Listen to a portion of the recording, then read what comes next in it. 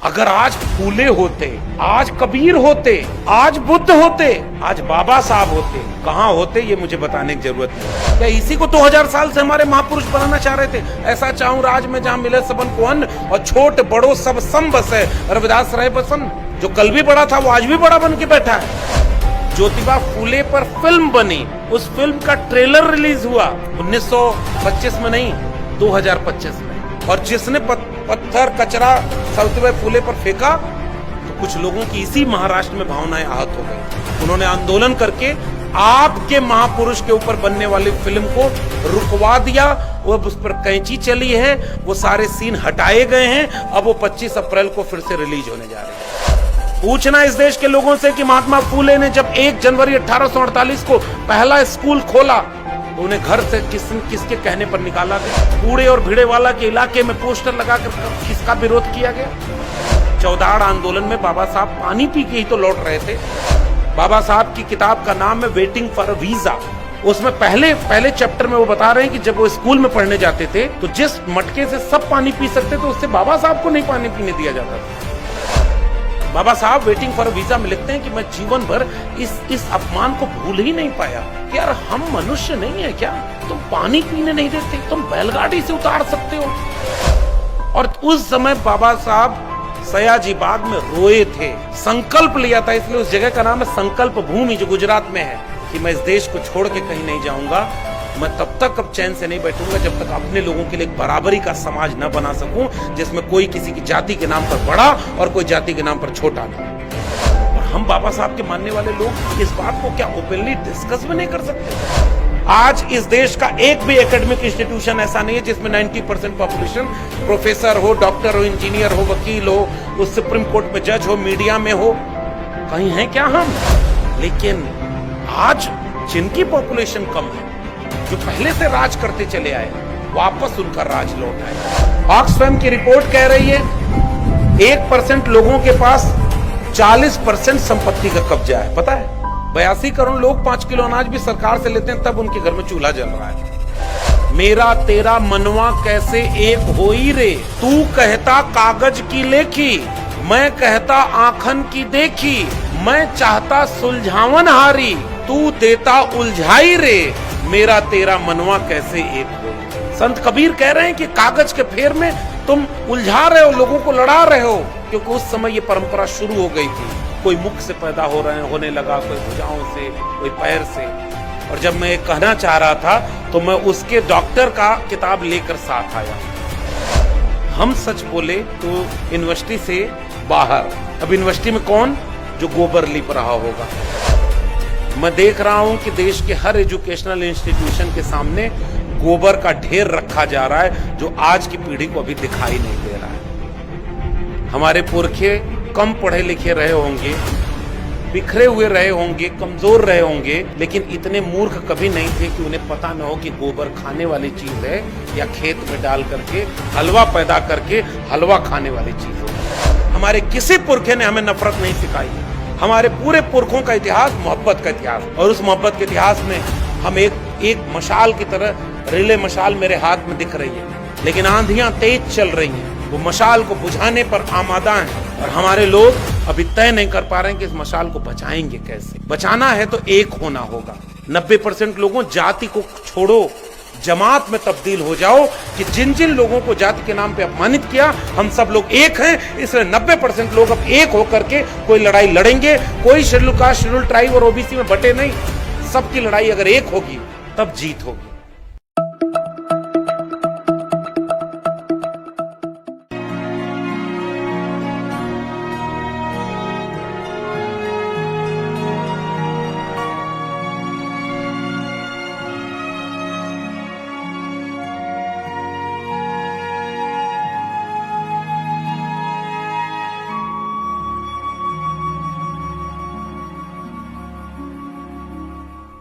हिंदी साहित्य के विद्यार्थी होने के साथ दिल्ली विश्वविद्यालय के लगभग 14 साल assistant professor ad hoc basis पर मैं पढ़ाया, तो लिटरेचर से जो जुड़ाव रहा, जो इतिहास पढ़ा है, उनमें से एक बड़ी शख्सियत जिन्होंने मराठी साहित्य और मराठी दुनिया में केवल अपनी पहचान नहीं स्थापित की, अपनी लेखनी के दम पर विमुक्त समुदायों और घुमंतु समुदायों के बीच से पूरे देश के सबसे बड़े ओहदों तक पहुंच करके जहां पर आपकी किताबें पढ़ी गई, ऊपरा आत्मकथा जो आपकी प्रकाशित हुई, साहित्य अकादमी में मिला, ऐसे लेखक, चिंतक, बुद्धिजीवी आदरणीय लक्ष्मण माने साहब मंच पर हैं। मैं उनका भी बहुत स्वागत करता हूं और आयोजकों को शुक्रिया अदा करता हूं कि उनके बगल में बैठने का हमें मौका दिया आपने। लिखना, पढ़ना, कलम और किताब, ये हमारा सबसे बड़ा हथियार है। दुनिया में इससे ताकतवर हथियार, कलम से ज्यादा ताकतवर हथियार शायद अभी तक नहीं बना। और जिस महानायक की जयंती हम मना रहे हैं, उसने इस दुनिया को जो सबसे ताकतवर चीज पहुंचाई है वो भी कलम और किताब ही है। उनका सबसे बड़ा स्लोगन जो मुझे हमेशा अपील करता है, एजुकेट, ऑर्गेनाइज एंड एजिटेट। बाबा साहब डॉक्टर अंबेडकर को जो सिंबल ऑफ नॉलेज कहे जाते हैं, शिक्षा की अहमियत समझते हैं और दुनिया को समझाते हैं। शिक्षित होना गुलामी की बेड़ियों को तोड़ने का रास्ता है और शिक्षा के जरिए ही, कलम और किताब के जरिए ही हम आने वाली दुनिया में एक खूबसूरत दुनिया बना सकते हैं जो मोहब्बत और प्यार से रहे, समता और न्याय पर आधारित हो, इंसान और इंसान मिल करके रहें। ऐसे स्वप्न देखने वाले बाबा साहब डॉक्टर अंबेडकर को कलम की दुनिया के तमाम लोग यहां याद कर रहे हैं और ये संकल्प लेते हैं कि हम केवल जयंती नहीं मना रहे, हम आज के ऐसे हर कार्यक्रम में आइए खुद से एक वादा करें कि जिस दौर में हर हाथ में तलवार पकड़ाई जा रही हो, उस दौर में हम हर हाथ में कलम पकड़ाने की लड़ाई को लड़ेंगे और बाबा साहब के सपनों का भारत बनाएंगे। इसके लिए भी इस आयोजन का आभारी होना चाहिए। जयंती का कार्यक्रम आमतौर पर इस देश में कैसे मनाया जाता है कि जिसकी जयंती है उसके जीवन का गुणगान किया जाए, जो जरूरी भी है। जरूरी है आने वाली पीढ़ियों को यह बताना कि जहां पुरखों ने कुर्बानी दी, संघर्ष किया, अपमान सहा, मगर अन्याय के खिलाफ, गैर बराबरी के खिलाफ लड़ाई लड़ी, उस लड़ाई के चलते जो रास्ता बना उस पर चलकर हम यहां तक पहुंचे। इसलिए इतिहास बताना जरूरी है अगली पीढ़ी को कि वो संघर्ष क्या थे, उनका इतिहास कैसा था। इसलिए भी ये कार्यक्रम में बोलना जरूरी है कि आज की पीढ़ी को यह पता चले कि अगर उन्हें लगता है कि हम लड़ाई जीत चुके हैं तो जरा आंख से पर्दा हटे कि क्या हम बाबा साहब के सपनों का भारत बना चुके हैं। मूल्यांकन के लिए भी ये कार्यक्रम होने चाहिए और मैं उम्मीद करता हूं दुनिया में ऐसा कोई शख्स दूसरा शायद होगा जिसकी जयंती केवल एक दिन नहीं मनाई जाती, महीनों उसका कार्यक्रम चलता रहता है और पूरे साल ऐसे शख्सियत को लोग याद करते हैं किसी न किसी बहाने। ऐसे महानायक बाबा साहब डॉक्टर अंबेडकर को याद करने का मौका मिला है। जयंती तो कल थी, हम आज भी उनका जयंती मना रहे हैं। पूरे महीने चलेगी और दुनिया भर में चलेगी। और कल ऐसा वक्त बदला कि जब ये मुल्क आजाद हुआ तो जिस बाबा साहब की किताबें प्रकाशित नहीं हो पाई, मंत्रिमंडल से इस्तीफा देना पड़ा, उनका समग्र प्रकाशन, उनकी राइटिंग्स, कलेक्टिव राइटिंग्स, आपको पता है कब प्रकाशित हुई थी?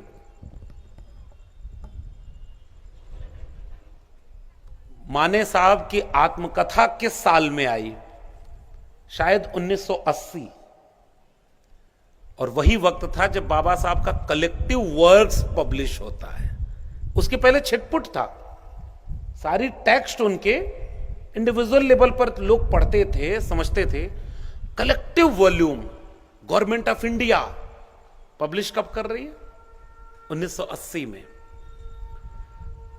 बाबा साहब को भारत रत्न कब मिल रहा है? 1990 में। 1989 में तो वादा हो रहा था, मांग हो रही थी, कोशिश की जा रही थी, घोषणा हुई। फिर जब सरकार बदली, बाबा साहब की जयंती के दिन छुट्टी होगी, भारत रत्न मिलेगा। ये सारे फैसले 1990 के आसपास हुए। 40 साल इस देश को यह समझने में लग गया कि बाबा साहब भारत रत्न हैं। शायद उन्हें भ्रम था कि वो नहीं मानेंगे भारत रत्न, तो बाबा साहब को कोई भारत रत्न नहीं मानेगा। हम जैसे लोगों ने जब इतिहास पढ़ा तो ये पाया कि भारत रत्न भले ही बाद में मिला हो, लेकिन अपने नॉलेज से, अपने ज्ञान से, अपने संघर्ष से, अपने दूरदृष्टि से, अपने विचार से बाबा साहब उसके बहुत पहले ही केवल भारत रत्न ही नहीं, मानवता के विचार के लिए विश्व रत्न बन चुके थे। इसकी बात हम लोग कबूल करते, भले ही वो बाद में मिला। वक्त लगा इस देश को यह बात समझने में कि डॉक्टर अंबेडकर कितने बड़े आइकॉन हैं। डॉक्टर अंबेडकर मॉडर्न इंडिया के सबसे बड़े क्रिएटर हैं। और जब मॉडर्न इंडिया की बात हो रही है तो इसका मतलब कि भारत के संविधान के आधार पर जो देश बना, उसको बनाने वाले सबसे बड़े शिल्पकार का नाम है बाबा साहब डॉक्टर अंबेडकर। यानी आज जिस भारत में हम जी रहे हैं, जो समानता का अधिकार मिला, जो न्याय का अधिकार मिला, वो केवल बाबा साहब के संघर्ष से नहीं मिला। उसे पिरोया उन्होंने एक जगह पर, जो हजारों साल पुराना संघर्ष था।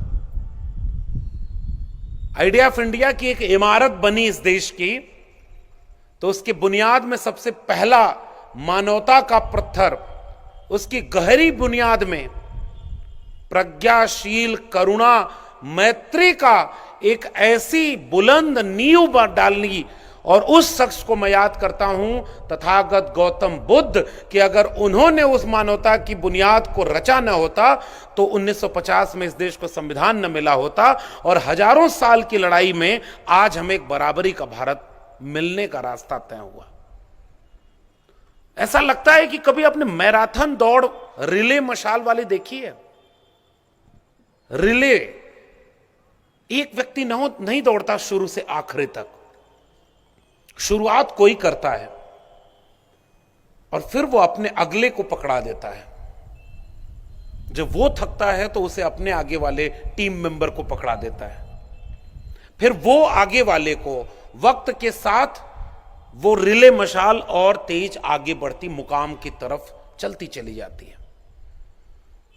मैं पिछले 2-3 हजार साल के भारत के इतिहास को वैसे ही एक रिले मशाल की तरह देखता हूं।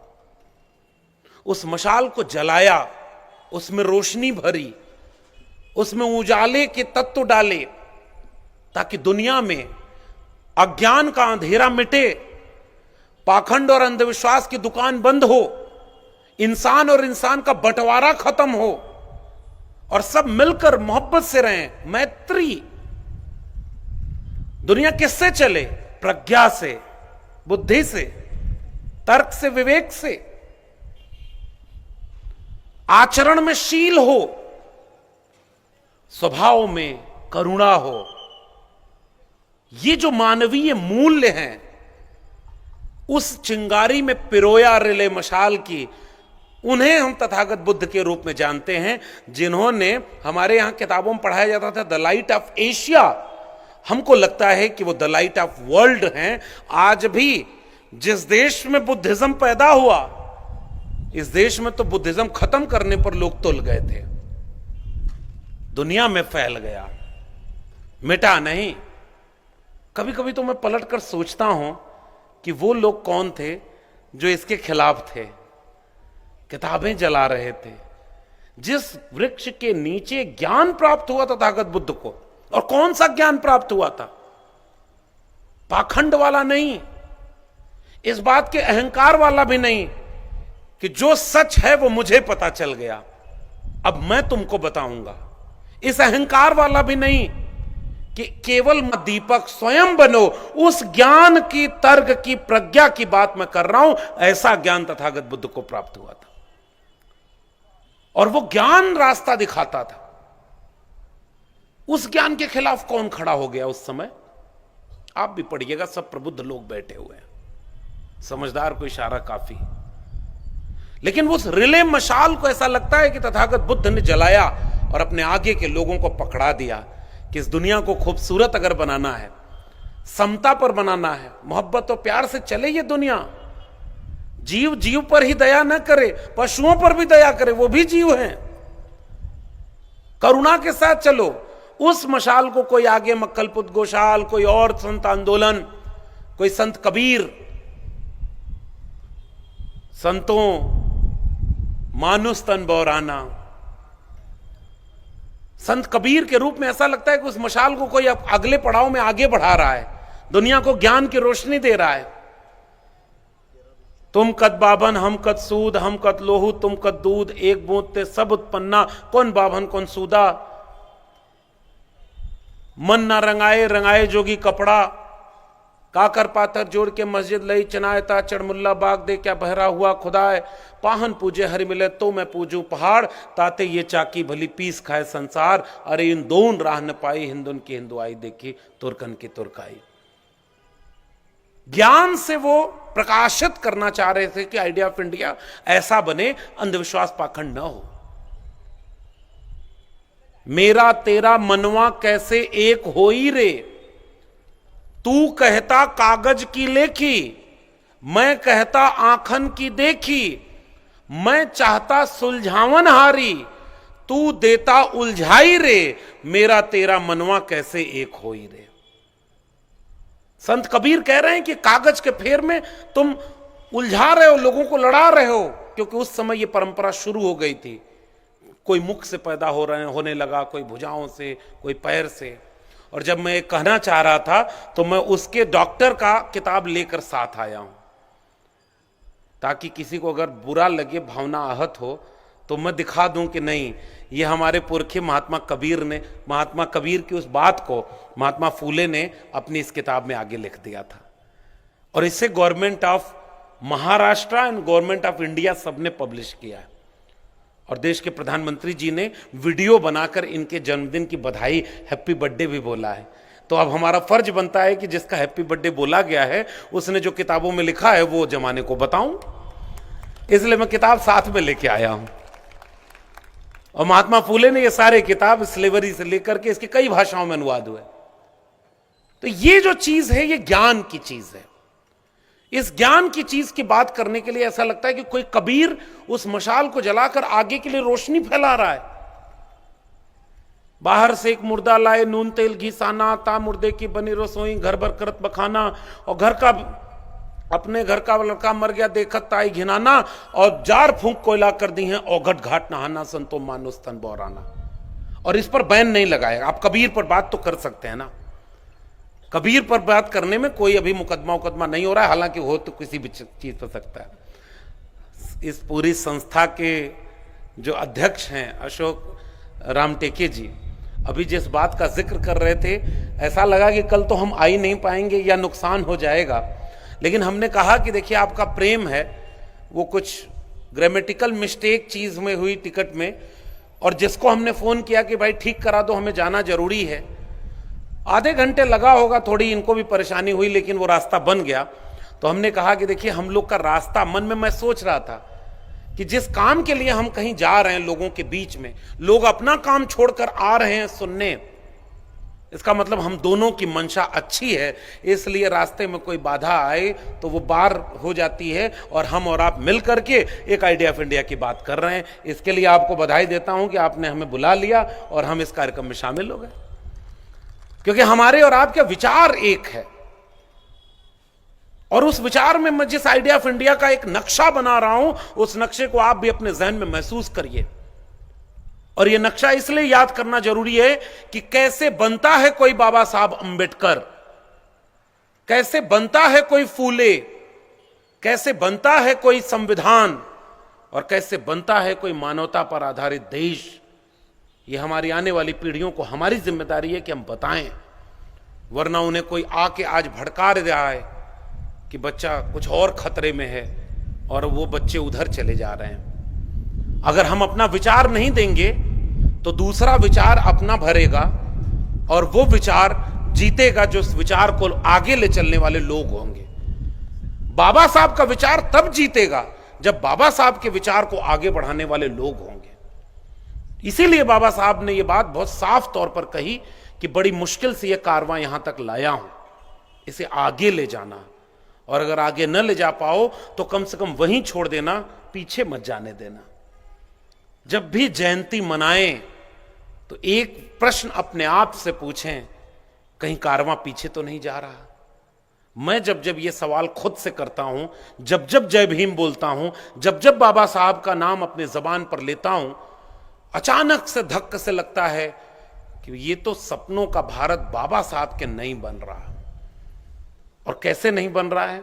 अभी हम लोग गाड़ी में आते समय उसका जिक्र कर रहे थे कि जिस विश्वविद्यालय में मैंने पढ़ाई की, फिर जिस विश्वविद्यालय में पढ़ाया सरकार, उस विश्वविद्यालय में एक डिग्री कॉलेज में एक प्रिंसिपल, सेंट्रल यूनिवर्सिटी के एक प्रिंसिपल सीमेंट से जो उसकी दीवारें पक्की हैं उसके ऊपर गोबर लीप रही थी कि अब विश्वविद्यालय में ज्ञान तभी मिलेगा जब गोबर से हमारा कैंपस रंगा होगा। मैं देख रहा हूं कि देश के हर एजुकेशनल इंस्टीट्यूशन के सामने गोबर का ढेर रखा जा रहा है जो आज की पीढ़ी को अभी दिखाई नहीं दे रहा है। हमारे पुरखे कम पढ़े लिखे रहे होंगे, बिखरे हुए रहे होंगे, कमजोर रहे होंगे, लेकिन इतने मूर्ख कभी नहीं थे कि उन्हें पता ना हो कि गोबर खाने वाली चीज है या खेत में डाल करके हलवा पैदा करके हलवा खाने वाली चीज होती है। और आज हमारे देश को ऐसा बनाया जा रहा है कि इनडायरेक्टली आपको यह समझाया जा रहा है कि गोबर खाओ। बाबा साहब ऐसा देश नहीं बनाना चाहते थे, वो वैज्ञानिक चेतना वाला देश बनाना चाहते थे। इसलिए अपने नारे में सबसे पहला शब्द उन्होंने कहा एजुकेट। तो कौन सी एजुकेशन देने की बात उन्होंने कही थी? ये वाली। इसलिए मैं कह रहा हूं कि इस आइडिया ऑफ इंडिया की हिस्ट्री को हमें अगली जनरेशन तक बताना है कि कबीर कौन थे, तथागत बुद्ध को अपना पहला गुरु बाबा साहब ने क्यों माना, क्योंकि बुद्ध ने वो रास्ता बनाया था। अपना दूसरा गुरु बाबा साहब ने संत कबीर को माना। तो कौन थे संत कबीर, और आज से 700 साल पहले कैसा भारत बनाना चाहते थे? आज की पीढ़ी से पूछ लीजिए, उसे पता ही नहीं होगा, उसे नहीं पता होगा। जिसके सिलेबस में कबीर लगे होंगे वही कबीर को पढ़ता होगा, बाकी सब भूल गए कबीर को। और कबीर को यह बात पता थी कि एक दिन दुनिया ऐसी भूल जाएगी, फिर भी अपने हिस्से का काम करके चले गए। संतों मानुस तन बौराना, और उसी के पैरेलल लिख रहे हैं संतों ऐसा जग बौराना, सांच कहो तो मारन धावे और झूठ है जगपति आना। अगर आप झूठ बोलोगे तो आप सम्मानित किए जाओगे, बड़ी बड़ी कुर्सी पर बिठाए जाओगे, चुनाव भी जीत जाओगे, और सबसे बड़े कुर्सी पर भी बैठ जाओगे, और सबसे बड़ी कुर्सी पर बैठ करके सबसे बड़ा झूठ बोल दोगे, और तब भी आप अवतारी हो जाओगे। आपको कोई नहीं कहेगा कि झूठ बोल रहे हैं। इस सलीके से मैं एतबार न करता तो और क्या करता। 15 लाख आया क्या, और उस पर कहना ठीक नहीं है। इन्होंने, राम टेके जी ने इशारा कर ही दिया है कि अगर मैं दिल्ली में कोई पार्टी बनाऊं तो उसका पहला कैडर यहाँ ब्रह्मपुरी में भी मिल ही जाएगा। इतना हम लोग नई नई चीजें बनाते रहते हैं। खैर, झूठ के दौर में हम सच को याद करने के लिए यहां इकट्ठा हुए हैं, और सच के जो नायक हैं, उस सच के नायक में कबीर सबसे बड़ा नाम है कि सच कहने की हिम्मत दिखाई। उस समय भी आसान नहीं था साहब, जैसे आज भी आसान नहीं है। आज आप सच कह दीजिए तो नरेंद्र दाभोलकर की गति को प्राप्त हो सकते हैं, गोविंद पंसारे बन सकते हैं, कलबुर्गी बन सकते हैं, गौरी लंकेश बन सकते हैं, सिद्दीक कप्पन की तरह एक पत्रकार जो केरल से चलकर हाथरस में एक दलित बेटी को जो जला दिया गया, उसका हत्या हो गई, बलात्कार हुआ, उसके बाद उसे जबरदस्ती कर दिया गया, वो रिपोर्टिंग करने वहां जा रहा था और पुलिस पकड़कर जेल में डाल देती है। यह है सच बोलने की हिम्मत करने का आज का समय। हम सच बोले तो यूनिवर्सिटी से बाहर, अब यूनिवर्सिटी में कौन जो गोबर लिप रहा होगा। भाई ऐसी नौकरी हमको न चाहिए जिसमें आने वाली पीढ़ी के बच्चे कल को मुझसे पूछें कि प्रोफेसर सर ये गोबर केवल कैंपस में लीपना है कि अपने घर में भी जाकर लीपना है। मैं क्या जवाब दूंगा कि गोबर से विज्ञान जुड़ता है, और गोबर तो वैसे वहां भी पैदा होता होगा जहां जहां जानवर हैं। तो अमेरिका वाले तो गोबर का इस्तेमाल ऐसे नहीं कर रहे जैसे हमारे यहां वाले कर रहे हैं। और अमेरिका क्या कर रहा है, रॉकेट बना रहा है। एलन मस्क का, जो नई जनरेशन के लोग होंगे वो जानते होंगे, एक वैज्ञानिक बना रहा है कि रॉकेट जहां से प्रक्षेपास्त्र किया जाएगा वो अपना मिशन पूरा करके वापस वहां आ जाएगा। इलेक्ट्रिक व्हीकल्स बन रही हैं, बिजली से गाड़ियां चलेंगी, ड्राइवर की जरूरत भी नहीं होगी, उसमें ड्राइवर की जरूरत नहीं है, अपने आप गाड़ी चलेगी। और हमारे यहां at the same time, Google करके यहीं पढ़िएगा, एक व्यक्ति टीवी स्टूडियो पे बैठ करके मंत्र फूंक करके नारियल को हवा में उड़ा रहा था। आफू ऐसे करके वो नारियल हवा में उड़ गया। हमारे यहां पाखंड फैला रहे हैं सब। जिस समय इस देश में सबको दवा नहीं मिल रही हॉस्पिटल में, अगर आप बीमार हो गए और आपकी जेब में पैसा नहीं है तो छोटी सी बीमारी से भी जान हाथ से जा सकती है। अगर आप अमीर हैं तो कोई बात नहीं, हार्ट ट्रांसप्लांट करा लीजिए, किडनी लगवा लीजिए, ये कर लीजिए, वो कर लीजिए, और पैसा है तो विदेश में जाकर आप अपना इलाज करवा लीजिए। गरीब हैं तो क्या होगा साहब, सरकारी अस्पताल में दवाई मिल रही है क्या? पता नहीं आपके यहां क्या स्थिति, हमारे यहां तो बहुत बुरी स्थिति है। शिक्षा सरकारी अस्पतालों में, सरकारी जगहों पर मिल रही है क्या सबको? गरीबों के बच्चों को अच्छी शिक्षा मिल रही है क्या?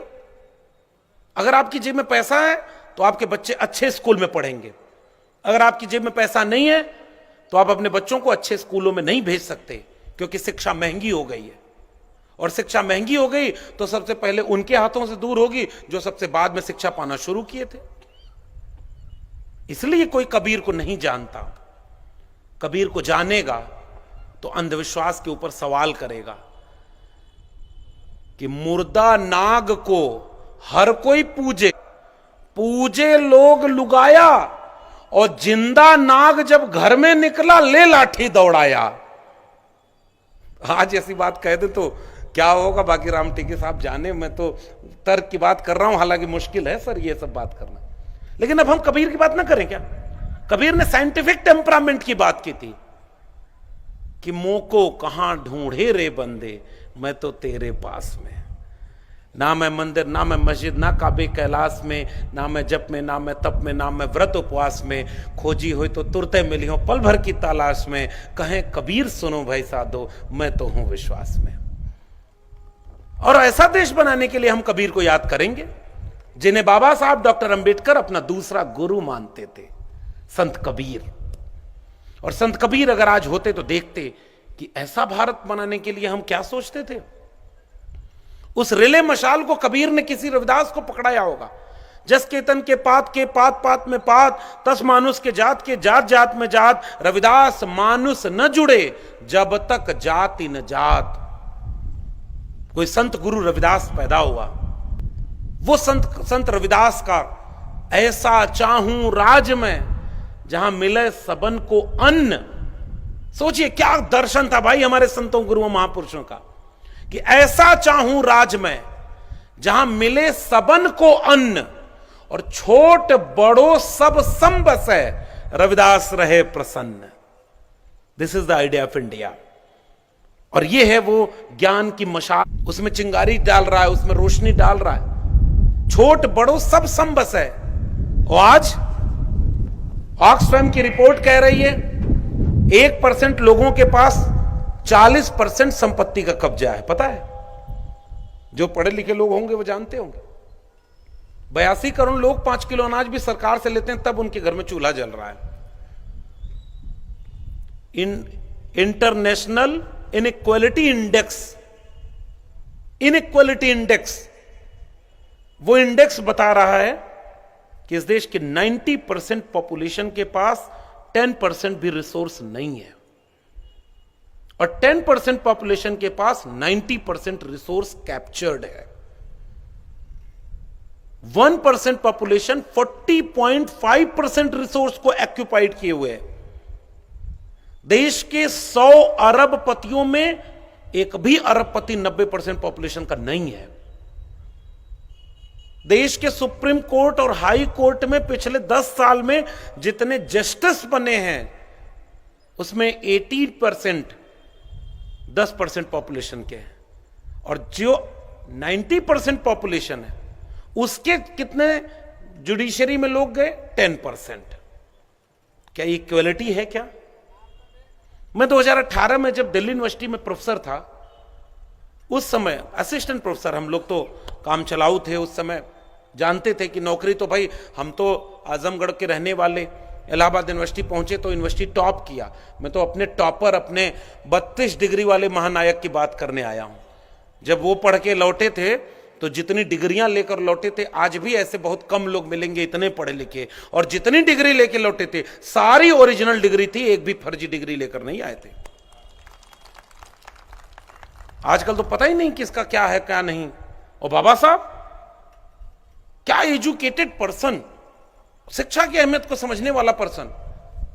इसलिए मैं ये बात कह रहा हूं कि जब यूनिवर्सिटी के टॉपर बने हम अपने बैच के, हमें कलम और किताब ने बनाया है। इसलिए नहीं बनाया कि जब नौकरी पानी हो तो गुलामी करने लगना, झूठ बोलने लगना, डर जाना, जय भीम मत बोलना ताकि किसी को पता न चल जाए अंबेडकरवादी है, नौकरी नहीं मिलेगी। अंबेडकर जयंती बनाना नहीं, संविधान की बात करना नहीं, अगर कहीं गलत हो रहा हो तो उसके खिलाफ बोलना नहीं, क्योंकि नौकरी न चली जाए, बिजनेस न खराब हो जाए। यही सोचे होते तो अंबेडकर भी अंबेडकर नहीं बन पाए होते। यही सोचे होते तो महात्मा फूले तो कंस्ट्रक्शन कंपनी चलाते थे बहुत बड़ी, पुराने लोग जानते होंगे, और सारी कंपनी सारा बिजनेस छोड़ करके स्कूल खोलने का बिजनेस शुरू कर दिया जिसमें मुनाफा नहीं था। स्कूल खोलने की सजा ये मिली।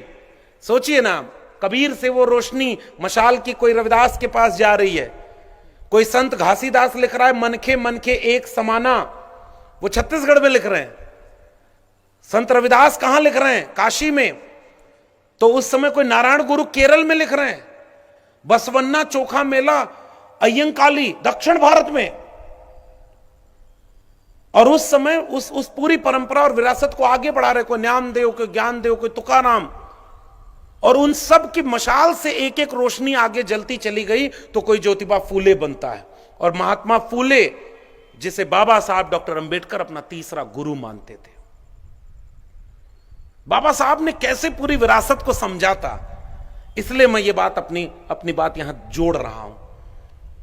महात्मा फूले कौन थे? स्कूल पढ़ने गए और बच्चे थे छोटे से, तब भी जो आता था उससे तर्क करते थे। ये एक किताब जहां से छपी हुई है, महाराष्ट्र सरकार ने इसे पब्लिश किया है, education department government of Maharashtra Bombay, for Mahatma Phule, Jyotiba Phule death से सेलिब्रेशन कमेटी जो बनी हुई थी, 100 साल पूरे हो रहे थे, पब्लिश किया, सरकार ने पब्लिश किया। और जीवनी पढ़िएगा महात्मा फूले की। शुरू में उनको एक बार स्कूल छुड़वा दिया लोगों ने, पिता को भड़का के, कि यार तुम्हारा बच्चा लगता है कुछ गलत रास्ते पे जा रहा है। क्योंकि जब हम घर में आते हैं, हम कोई भी धर्म की बात करते हैं, ये तो हमसे गलत सवाल पूछता है। एक फिल्म बनी अभी, हमारे वो शायद उपाध्यक्ष महोदय दिखा रहे थे अभी, कि जब से आपका नाम आया है, ग्रुप में चर्चा हो रही है कि इनको बुलाया है, तो हमने अभी परसों नरसों ही एक जगह पे एक भाषण में ये बोला कि एक फिल्म बनी है, अब तो सब भगवान भरोसे, वो यूट्यूब पर मिल जाएगी, देखिएगा उसको। तो स्कूल में बच्चे हैं, एक हेडमास्टर गया है और वो पढ़ा रहा है कि हम आज जरा चेक करने आए हैं कि आप लोग ठीक रास्ते पे पढ़ाई कर रहे हो कि नहीं। तो बच्चे से पूछता है, बताओ सूर्य ग्रहण चंद्र ग्रहण कैसे लगता है, इसके बारे में क्या जानते हो? तो एक बच्चा कहता है कि सूरज के चारों तरफ पृथ्वी घूमती है, पृथ्वी के चारों तरफ चंद्रमा घूमता है। तब तक दूसरा बच्चा बोल देता है, ये झूठ बोल रहा है सर, जब पृथ्वी किसी के फन पर टिकी है तो वो घूमेगी कैसे? और ये मैं अपने से नहीं बोल रहा हूं, मैं रेफरेंस दे रहा हूं। अब तो सब भगवान भरोसे, यूट्यूब पर सर्च करिएगा मिल जाएंगे। तो इसे सेंसर बोर्ड भारत सरकार ने जो बनाया है उसी ने पब्लिश करवाया है। इसलिए भाई मैं बच के बोल रहा हूं, उसके बाद भी मुकदमा हो जाए तो बात अलग है, क्योंकि समय जमाना बड़ा खराब है। अगर आज फूले होते, आज कबीर होते, आज बुद्ध होते, आज बाबा साहब होते, कहां होते ये मुझे बताने की जरूरत नहीं। हमारे एक सज्जन आते समय कह रहे थे आप उसी यूपी से हैं जहां बुलडोजर खूब चलता है। मैंने कहा बधाई हो, अब धीरे धीरे महाराष्ट्र में भी आ गया है, नागपुर तक पहुंच गया कि नहीं बुलडोजर। तो बारी बारी नंबर सबका आएगा भाई, बस इंतजार कर लें। कल को मुसलमान मारा जा रहा था तो लगा हमारे घर पे आंच नहीं आएगी। अब दलित पिछड़ा आरक्षण कहां है? और यही मैंने सवाल पूछा था 2018 में आरटीआई लगा करके, देश के सेंट्रल यूनिवर्सिटीज और स्टेट यूनिवर्सिटीज में what is the representation of schedule caste, schedule tribe and OBC, जिसकी लड़ाई बाबा साहब लड़के गए। तो बाबा साहब तो ये सवाल पूछने 2018 में तो लौट के आएंगे नहीं, 2025 के भारत से सवाल पूछने तो बाबा साहब आएंगे नहीं कि सुप्रीम कोर्ट में कितने जज बने हैं शेड्यूल कास्ट, शेड्यूल ट्राइब और ओबीसी के, जरा पता हो तो बताइए। 99% पॉपुलेशन के लोग कहां पर हैं? जज नहीं है, एक भी ट्राइब जज नहीं है। एक या दो दलित जज बने, एक दो तीन ओबीसी जज बने, और मेजॉरिटी किसकी है? जिसकी पॉपुलेशन में मेजॉरिटी नहीं है लेकिन देश चलाने में मेजॉरिटी उनकी है। क्या यही है बाबा साहब के सपनों का भारत? क्या इसी को 2000 साल से हमारे महापुरुष बनाना चाह रहे थे? ऐसा चाहूं राज में जहां मिले सबन को अन्न और छोट बड़ो सब सम बसे, रविदास रहे बसन।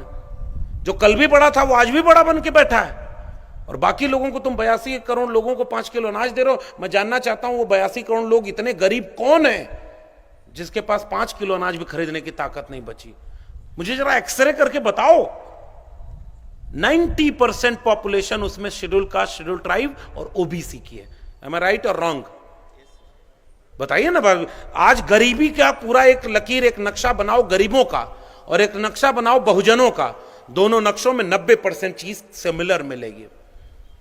90% पॉपुलेशन क्या देश पर राज कर रही है क्या? 90% हम कहां हैं पता है? हम विश्वविद्यालयों में प्रोफेसर बन के 90% नहीं है। मैं 90% जब कह रहा हूं तो schedule caste, schedule tribe, other backward communities, OBC और तमाम माइनॉरिटीज जिनको रिप्रेजेंटेशन नहीं मिला, जिसके लिए बाबा साहब लड़ करके गए, संविधान में रास्ता बना करके गए, उस रास्ते पर चलकर हम पहुंचे कहां हैं? इसका मूल्यांकन अगर जन्मदिन, जन्मोत्सव, महोत्सव कमेटी नहीं करेगी, कौन करेगा फिर? वो करेगा जो इस समय पूरे दिन भर मेहनत करता है ताकि रात को चूल्हा जले, न उसे शिक्षा मिली, न उसे रोजगार मिला, तो उसको क्या पता हो कि संविधान खतरे में है कि नहीं है? ये तो हमको और आपको सोचना है ना भाई। हमें संविधान से नौकरी मिली, हमें संविधान से शिक्षा मिली, हमें संविधान से कलम मिली, हमारे साथ संविधान ने हाथ में किताब दिया, समझदारी दी, पहचान दिया, अपने इतिहास को पहचानो कि बाबा साहब ने क्या किया। आज जयंती मनाने उनके हम इकट्ठा हुए हैं, तो फिर यह सवाल कौन करेगा कि आज क्या बाबा साहब के सपनों का भारत बन रहा है कि नहीं बन रहा है? और उस सपनों का भारत क्या ज्योतिबा फूले के सपनों का भारत बन रहा है? महात्मा फूले को जब पहली बार स्कूल से निकाल दिया गया और स्कूल से निकालने के बाद दोबारा फिर किसी तरह एक दूसरे मिशनरी स्कूल में भेजा गया पढ़ने के लिए, महात्मा फूले पढ़ते हैं, शिक्षा की अहमियत को समझते हैं। उसके बाद 1847 के आसपास पहले अपनी पत्नी को पढ़ाते हैं। कोई सगुना बाई है, फिर कोई सावित्रीबाई फूले हैं। आम की डंठल से जमीन पर ऐसे रकीनें खींच करके कोई शिक्षा दे रहा था, क्योंकि उसके जहन में था कि मैं एक ऐसा देश बनाऊंगा जिसमें हर हाथ में कलम पहुंचेगी। लेकिन उस देश में उस समय क्या था? अछूत के बच्चों को शिक्षा नहीं मिलेगी। कब? 1848। लड़कियों को शिक्षा नहीं मिलेगी। और हिस्टोरिकल फैक्ट, युग पुरुष नाम से एक किताब है, उसमें सब जीवनी लिखी हुई है बाबा साहब महात्मा फूले की। 1 जनवरी 1848 पहला स्कूल, पुणे सर आए हुए हैं वहां से, भिड़े वाला, मैं उस जगह गया, खंडहर बन गया है। जो पहला स्कूल खोला था माता सावित्रीबाई फूले ने और ज्योतिबा फूले ने, कोई पूछने वाला नहीं। और जब पहला स्कूल खोला, शिक्षा देने के लिए खोला ना, आपको पता होना चाहिए कि जब पहला स्कूल ज्योतिबा फुले ने खोला तो किसी एक जाति के लोगों को शिक्षा देने के लिए नहीं खोला था। उनकी पहली क्लास में 80% जो बच्चे थे वो अपर कास्ट थे, सवर्ण तबके से आते थे। जिसने शिक्षा देनी चाहिए ना, वो उसने जाति नहीं देखी। ये हमारे लोगों का सलीका था, ये हमारे लोगों की समझदारी थी। लेकिन कोई था जो कह रहा था कि ये जो पैर से पैदा हुए इन सबों को शिक्षा नहीं मिलेगी। लिख रहा था, जानबूझकर लिख रहा था।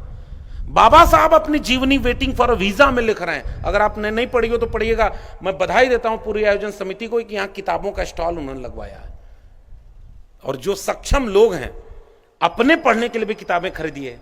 और जितना पैसा फूल माला पर लगता है, ठीक है, ये तो सम्मान के लिए किया जाता है, ये तो प्रेम है आपका, हम उसे दिल में सहेज कर ले जाएंगे।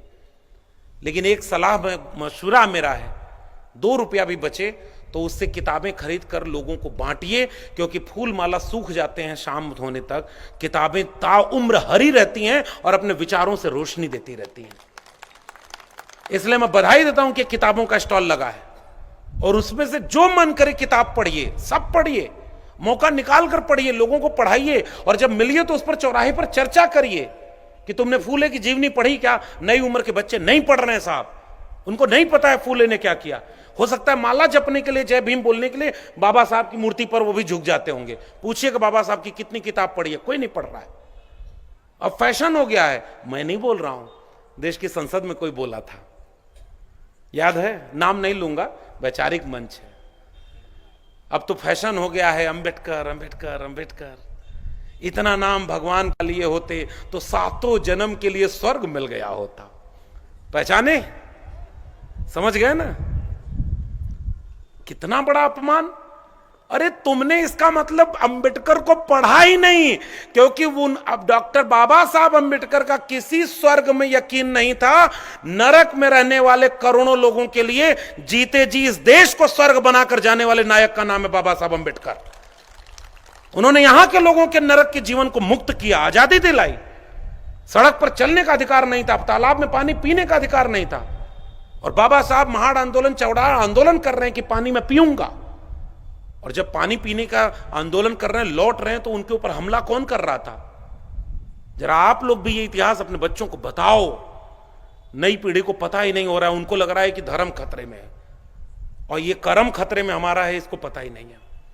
क्योंकि वो जो सत्ता में बैठा है वो अपना झूठ पसार ले रहा है और हमारा सच चौराहे के आगे बढ़ ही नहीं पा रहा है। अब लोग नहीं पढ़ रहे, नहीं जान रहे। पूछना इस देश के लोगों से कि महात्मा फूले ने जब 1 जनवरी 1848 को पहला स्कूल खोला तो उन्हें घर से किसके कहने पर निकाला गया? पूड़े और भिड़ेवाला के इलाके में पोस्टर लगाकर किसका विरोध किया गया? सावित्रीबाई फूले 2 साड़ी लेकर के पढ़ाने जाती थी, ये तो हिस्टोरिकल फैक्ट है। सावित्रीबाई फूले इसलिए 2 साड़ी लेकर पढ़ाने जा रही हैं क्योंकि रास्ते पर इतना कचरा और मैला फेंका जा रहा है ताकि उनकी साड़ी गंदी हो रही है, वो दोबारा दूसरी साड़ी पहनकर तब बच्चों को शिक्षा दे रही हैं। और जब फिल्म बनी, और जितने लोग सोशल मीडिया से अवेयर होंगे वो जानते होंगे, ज्योतिबा फूले पर फिल्म बनी, उस फिल्म का ट्रेलर रिलीज हुआ 1925 में नहीं, 2025 में।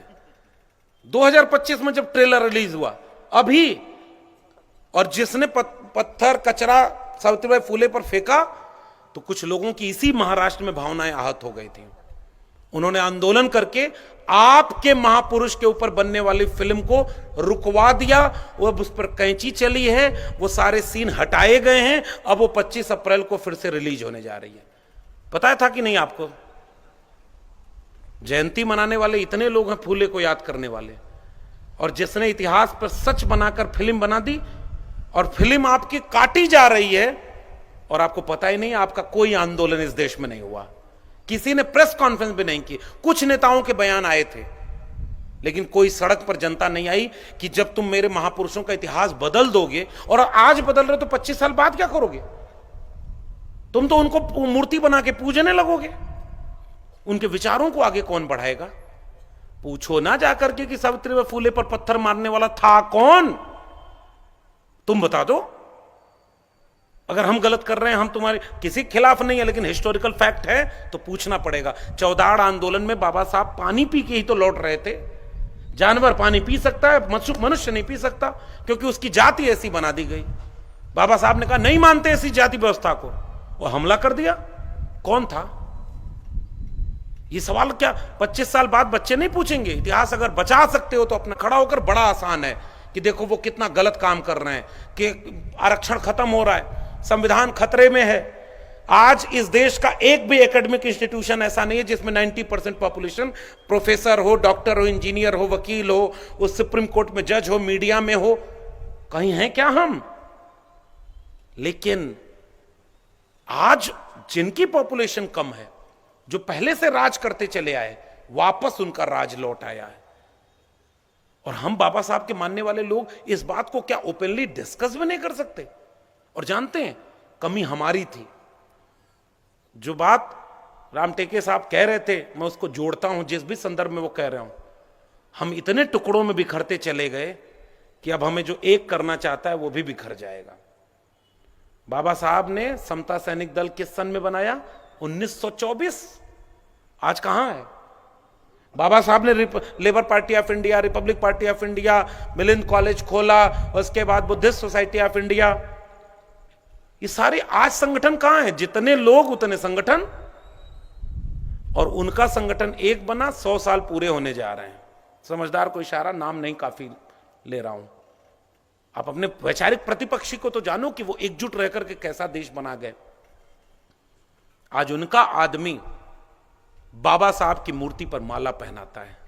वो जब नागपुर आता है, उसके दिल में अपना विचार है, लेकिन पहले वो दीक्षा भूमि जाकर के बाबा साहब की मूर्ति पर माला पहनाता है, ताकि हमारे देश के बाबा साहब के मानने वाले हो सकता है इतने में ही खुश हो जाएंगे, यार आदमी तो अच्छा है, जय भीम भी 2 बार बोला, इस बार तो उसी को वोट दे देते हैं। ये हो रहा है, हमारे सामने हो रहा है। क्योंकि उसको पता था जब तक वो लोग ताकत में थे, पहली कोशिश की कि डॉक्टर अंबेडकर को गायब कर दो, किताबें न छापो, उन पर चर्चा नहीं होगी, लोग भूल जाएंगे। लेकिन मिटा नहीं पाए जब अंबेडकर को, तो अब बाबा साहब को चाहते हैं कि अपने में जज्ब कर लो, मिला लो, बड़ी बड़ी मूर्तियां पूरे देश में बनवा दो, पूजा करवाओ, बाबा साहब के नाम पर गुणगान गाओ, उनके 5 तीर्थ स्थल हैं, उसका इतना बड़ा वही फलाने हैं, प्रातः स्मरणीय, नित्य बंदनीय, हुजूर आए हुए हैं, दिल्ली की कुर्सी पर बैठे हुए हैं, कितना बढ़िया काम कर रहे हैं। और बाबा साहब ने जो संविधान दिया, उन्हीं के लोग कहते हैं कि इस बार 400 पार नहीं तो संविधान बदलना। हमने तो नहीं बोला था। कल्पना करिए कि 75 साल इस संविधान को हुआ, और एक देश में खुलेआम कोई संविधान की प्रति जला देता है, कोई संविधान के खिलाफ बोलता है, कोई संविधान को बदल देने की बात करता है। बाबा साहब के सपनों का भारत है ये।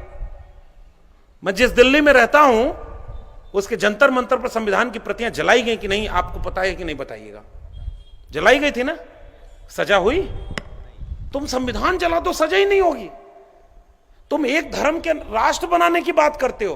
पाकिस्तान और द पार्टीशन ऑफ इंडिया किताब में बाबा साहब बहुत पहले कह गए कि हिंदू राष्ट्र अगर हकीकत बनता है तो बहुत बड़ा अभिशाप होगा, और आज उसी का राष्ट्र बना रहे हैं, फिर भी माला पहनाएंगे जोर से जय भीम। इसलिए मेरा कहना, केवल गुजारिश केवल इतनी है, कलम का भारत बनाइए ना, बाबा साहब के विचारों को पढ़िए। बाबा साहब एक शिक्षित भारत चाहते थे, एजुकेट योर सोसाइटी। तो एजुकेशन का क्या हाल है मैं बताता हूं। 14 साल प्रोफेसर रहा, मैंने अपनी किताब भी लिखी, अगर होगी यहां तो मन करे तो पढ़िएगा। हिंदी में भी है, हिंदी में बेस्ट सेलर है, देखिए कुछ लोगों ने लिया भी है। मराठी में भी ट्रांसलेटेड है, उड़िया में आने वाली है, पंजाबी में भी ट्रांसलेट है, और गुजराती में भी हो रही है। गुजराती वाली ज्यादा जरूरी थी, लेकिन थोड़ा देर से आ रही है। और हमने ये कोशिश की कि हम एजुकेशन क्राइसिस क्या है अपने सोसाइटी को बता पाए। भले नौकरी नहीं है तो कोई बात नहीं, फूले साहब नौकरी की चिंता किए होते तो आज महानायक जन नायक फूले नहीं बनते। बाबा साहब की नौकरी 10 दिन नौकरी कर पाए थे साहब भाई, सयाजी बाग वडोदरा में 11वें दिन चले गए, रहने को घर नहीं दिया। Parsi theatre, waiting for visa, मैं किताब का नाम कोट कर रहा हूं, बाबा साहब की किताब का नाम है वेटिंग फॉर वीजा। उसमें पहले चैप्टर में वो बता रहे हैं कि जब वो स्कूल में पढ़ने जाते थे तो जिस मटके से सब पानी पी सकते थे, उससे बाबा साहब को नहीं पानी पीने दिया जाता था। और ये कब की बात है, किस सन की बात है?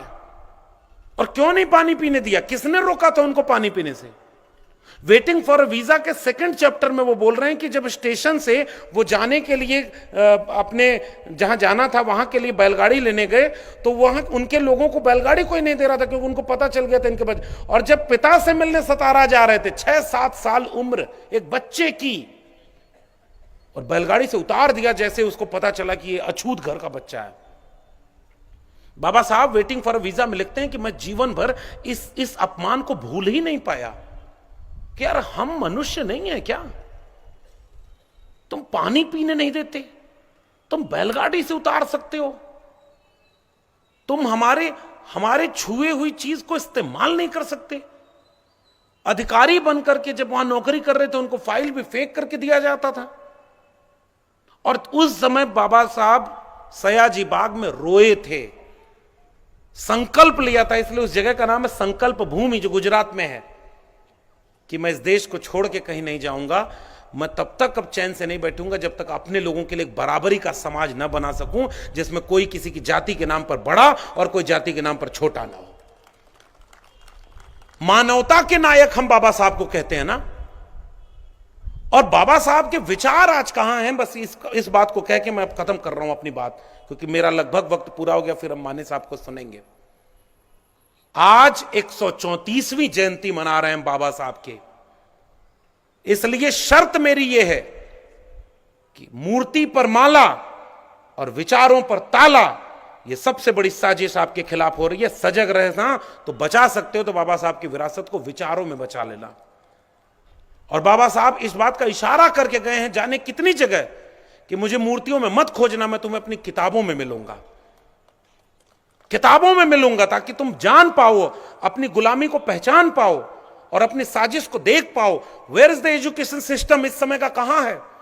2014 में एजुकेशन बजट था 5.56%, 2025 का एजुकेशन बजट है 2.6%, आधा हो गया एजुकेशन बजट। दिल्ली विश्वविद्यालय में जब मैं पढ़ाने गया 2009-10 में, तो ग्रेजुएशन की फीस 4,000 रुपए के आसपास थी, 200-400-500 कम ज्यादा। और आज ग्रेजुएशन की फीस 25,000 से 45,000 50,000 रुपए गवर्नमेंट कॉलेज और यूनिवर्सिटी में है। सरकारी, प्राइवेट में जाएंगे तो 5 लाख से 10 लाख रुपए में आप ग्रेजुएट होंगे। बताइए गलत है कि सही है? मैं गलत तो नहीं बोल रहा हूं। आप ब्रह्मपुरी के लोगों, ये आपको पता है कि नहीं? अगर आप अपने बच्चे को Ashoka university, Galgotia university, lovely professional university में अगर आप ग्रेजुएशन के लिए भेजेंगे, 10 लाख रुपया अगर आपकी जेब में है तभी आपका बच्चा पढ़ पाएगा। और कहीं आपके बच्चे ने यह सपना देख लिया कि मैं डॉक्टर बनूंगा या इंजीनियर बनूंगा, किसी लड़की ने यह आपके घर की सपना देख लिया कि मैं एमबीए करूंगी, मैं ब्यूरोक्रेसी में जाऊंगी, मेडिकल और इंजीनियरिंग और प्रोफेशनल कोर्सेज के 50 लाख से 1 करोड़ रुपए के पैकेज चल रहे हैं। बताओ गलत कह रहा हूं कि नहीं? ये जितने यूथ आए हुए बैठे हैं, बताओ इसकी जानकारी है कि नहीं आपको? करोड़ रुपए में कोई अब बन रहा है, तो गरीब का बच्चा कब बनेगा? बाबा साहब 1920 के मूक नायक में लिखते हैं, 1930 बहिष्कृत भारत में वही बात लिखते हैं, बॉम्बे लेजिस्लेटिव असेंबली के सामने जब अपना रिप्रेजेंटेशन दे रहे होते हैं तब वही बात कहते हैं। शिक्षा देना राज्य की जिम्मेदारी है, शिक्षा पर बजट बढ़ाना चाहिए, वंचित शोषित बच्चों को फेलोशिप देना चाहिए। एजुकेशन अगर नहीं होगी तो आप बराबरी का समाज नहीं बना पाएंगे। और भारत में वैसे ही बहुत गरीबी है। इस देश के शेड्यूल कास्ट, शेड्यूल ट्राइब और ओबीसी कम्युनिटी के लोग बहुत गरीब हैं। उनको शिक्षा की अहमियत भी नहीं पता, जेब में पैसा भी नहीं। अगर पैसे से शिक्षा मिलेगी तो वो अपने बच्चों को नहीं पढ़ा पाएंगे। इसलिए राज्य की जिम्मेदारी है कि जेब से पैसा तय ना हो कि उसको किताब में शिक्षा मिलेगी कि नहीं, राज्य सरकार सबको शिक्षा दे। और आज शिक्षा बिजनेस बन गया है साहब। New education policy 2020, closure merger की पॉलिसी, मेरी किताब प्रोफेसर की डायरी अगर मिले तो पढ़िएगा। इसलिए नहीं कि मेरी किताब है मैं बेच रहा हूं, नहीं। पढ़ना हो तो फूले की जीवनी, पढ़ना हो तो स्लेवरी, पढ़ना हो तो तमाम चीजें ऐसे पढ़ते रहिए। लेकिन आपको अगर शिक्षा के बारे में खतरा क्या है ये पढ़ना है तो जरूर पढ़िएगा, क्योंकि कई बार हमें पता ही नहीं चल पाता। न्यू एजुकेशन पॉलिसी कहती है कि हम ग्रेडेड ऑटोनॉमी दे रहे हैं, यानी गवर्नमेंट अब एजुकेशन इंस्टीट्यूशन को फीस कम करेगी, फंड नहीं देगी। और थ्री लेयर के एजुकेशनल इंस्टीट्यूशन बनेंगे, grade C, grade E B और ग्रेड ए। एक और जोते तो एक और जोड़ देते तो वर्ण व्यवस्था पूरी चारों हो जाती, प्रॉपर वर्ण व्यवस्था। ग्रेड सी जिसमें पैसा सरकार देगी, सिलेबस आप बनाएंगे, विद्यार्थी की फीस कम होगी, लेकिन उसको शर्त होगी कि वो अपने को बहुत कम वक्त में ग्रेड बी में कन्वर्ट करे। ग्रेड बी के एजुकेशनल इंस्टीट्यूशन 50% फंड गवर्नमेंट देगी, 50% फंड सेल्फ जनरेट करना होगा। और विद्यार्थी एक एजुकेशनल इंस्टीट्यूशन अगर फंड जनरेट करना चाहे तो पैसा कहां से आता है बताइए जरा, आप लोग कॉमन सेंस से बताइए। विद्यार्थी की फीस से आता है कि नहीं? इसका मतलब विद्यार्थी की फीस बढ़ेगी और खर्चा कम होगा, यानी नौकरी जाएगी, ऑनलाइन टीचिंग होगी, एजुकेशन खत्म। ग्रेड ए में चले गए 100% ग्रेडेड ऑटोनॉमी, खुद से पैसा जनरेट करो और खुद से पैसे पे पढ़ाओ।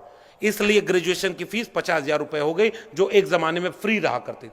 भारत गरीब था तो मुफ्त में शिक्षा देता था। अब भारत 5 ट्रिलियन इकोनॉमी बनने जा रहा है और शिक्षा बेच दी है। अगर आपकी जेब में पैसा नहीं है तो आपको शिक्षा नहीं मिलेगी। भैया ऐसी अमीरी चाहिए क्या आपको जिसमें शिक्षा ही नहीं मिले? अगर आपकी जेब में पैसा नहीं है तो दवाई नहीं मिलेगी। जैसे ऐसी अमीरी अगर आपको चाहिए तो मुबारक, और अगर दिल्ली वाली फकीरी चाहिए तो वो भी मुबारक। कुछ नहीं चाहिए हमें, न हमारे आगे कोई है न पीछे है। बाबा साहब के सपनों के भारत में एजुकेशन थी। 2025 में सबसे ज्यादा खतरे में अगर कोई है तो कॉन्स्टिट्यूशन ऑफ इंडिया, और उस पर खतरा इसलिए है क्योंकि एजुकेशन कोलैप्स कर गई है। एजुकेशनल इंस्टीट्यूशन में कम्युनलिज्म आ गया, बहुत तरह की नफरत की चीजें आ गई, और एजुकेशन में सिलेबस चेंज हो रहा है। 300 साल पुरानी अब जो है बदला लेना है कि 500 साल पुराना बदला लेना, नागपुर तक पहुंच गया बदला। कभी कभी मैं सोचता हूं कि बाबा साहब अगर अपनी लेखनी में एक जगह लिख दिए होते कि हमें भी बदला लेना है तो इस देश का क्या हुआ होता। सोचिएगा, बुद्ध ने एक लाइन भी बदला लेने की नहीं लिखी, कबीर ने बदला लेने का सबक नहीं सिखाया इस देश को, महात्मा फूले एक लाइन भी कहीं बदला लेने की बात नहीं कह के गए।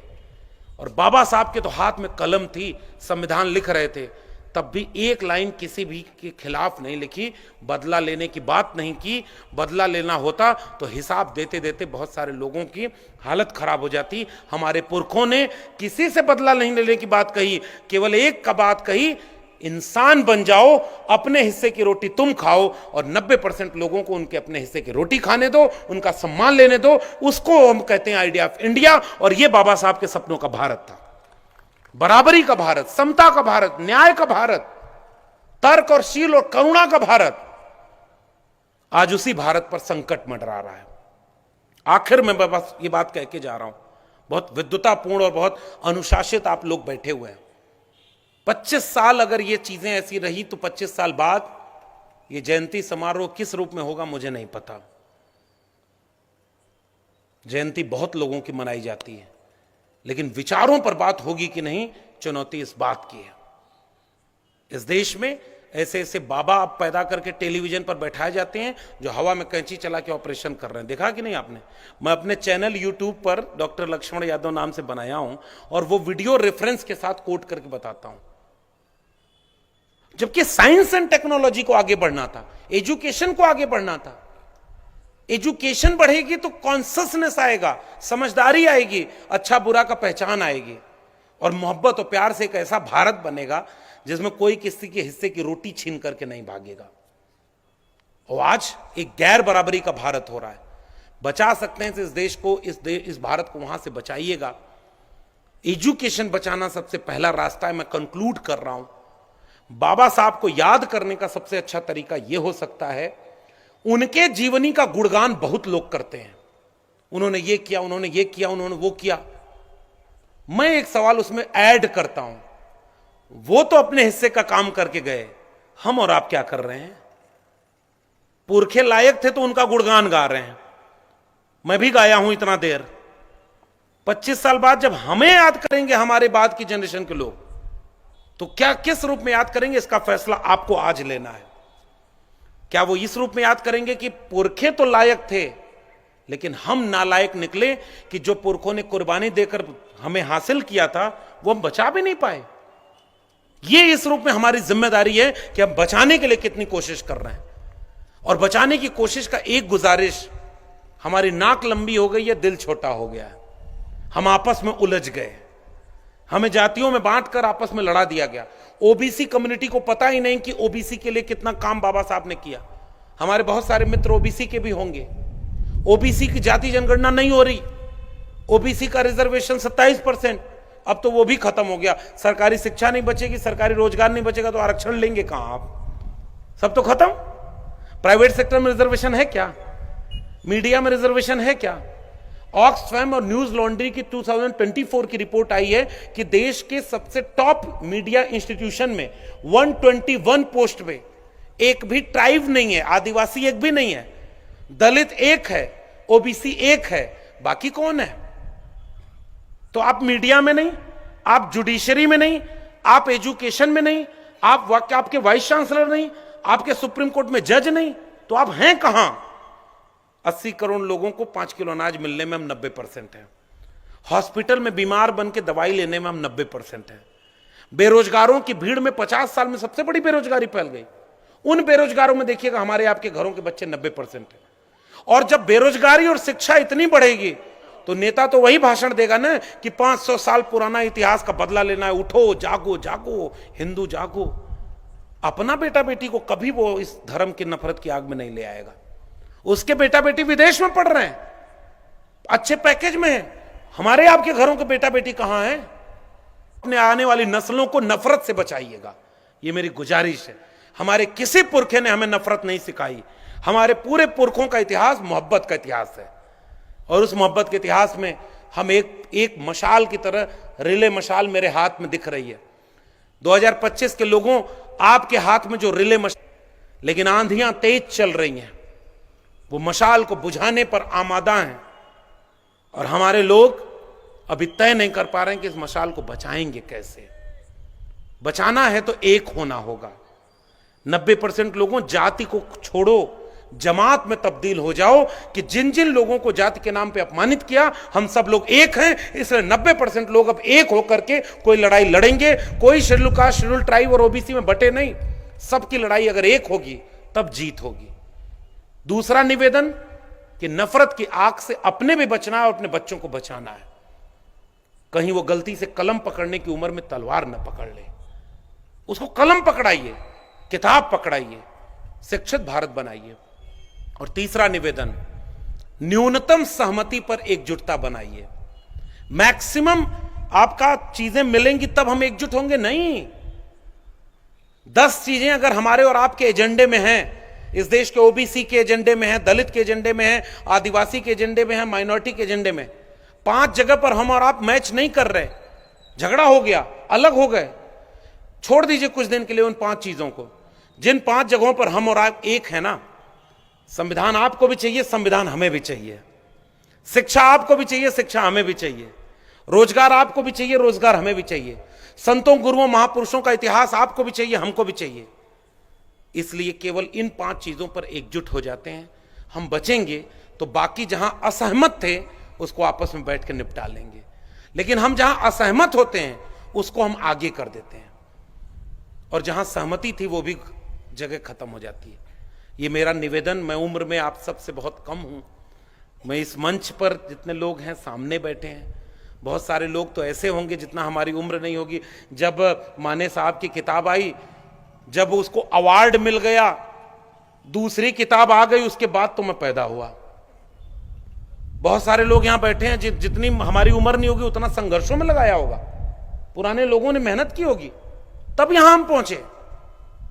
तो हम अपनी तरफ से हो सकता है कोई नई बात ना कहें, लेकिन ऐसे जयंती कार्यक्रमों का एक मकसद यह भी होता है कि दिल्ली से चलकर मैं जब ब्रह्मपुरी आऊं तो मुझे पता चले कि मैं जिस सपने को देखता हूं उस सपने को देखने वाले हजारों लोग मेरे साथ हैं। तो मैं हिम्मत लेकर लौटूंगा कि हमारी लड़ाई सच की है, न्याय की है, और इस लड़ाई को बिना डरे और बिना झुके आगे लड़ते रहना है।